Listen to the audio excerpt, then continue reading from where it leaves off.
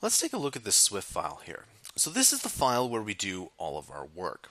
But before we do that, we need to go and we need to design our app here. So the first things first is we're going to do is we're going to go and add in a text field here. So if you type in text, we need to add in a text field, okay, just like this, okay? And what we're going to be doing is I'm just going to be making this a little bit bigger, just like that. And in the placeholder text, what we're going to be doing is we're going to type in meal cost like this. All right. Now we can do a little bit of text formatting here, but you can see here that there's actually you can change a whole bunch of really different items here, but for the most part we'll just put in meal cost here, and we can go and raise the font as well. So I always like to make sure that there's big fonts here, and I'll make it let's say 45, or we can actually go ahead and make it 50.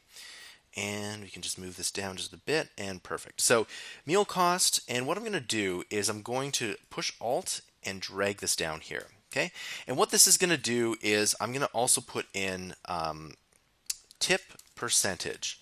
Okay, and what that tip percentage, you're going to enter in the meal cost and you're going to add in the tip percentage. Now, the placeholder text isn't really text that's in the text box. It's kind of a reminder to the users. It says, okay, this is where you enter your meal cost, this is your tip percentage. When you're designing an app, you want to make sure that when the user opens it up, it is the easiest app to understand. So there's a few ways that I like to do that. One, I like to use big text, and two, I like to make things as simple as possible. The best thing you can do is make a one button app. In this case, that's a little hard to do, but so we're just going to add in a text and a two text fields here. All right.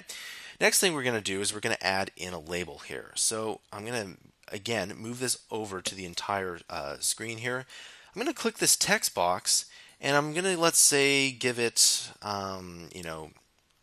50 as well.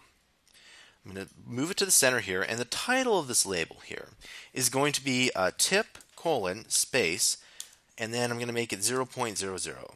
Right? So this will show you the tip, just like that. And the next thing we're going to do is we're going to go and drag this down here, just again by pushing Alt. And what we can also do is add in more items here. Okay, and what I'm going to do is I'm going to type in total.